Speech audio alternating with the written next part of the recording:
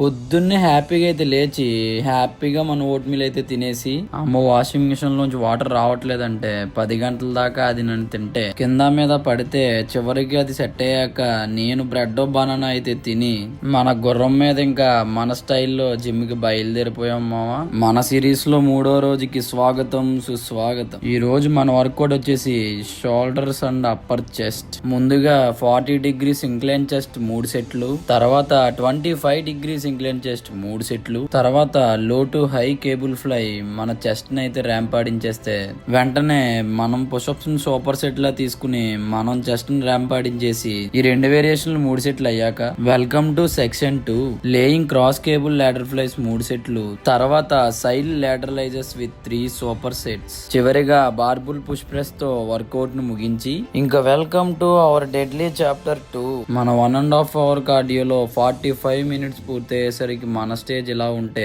ఇంకా మనం ఇంటికి అయితే స్టార్ట్ అయిపోయి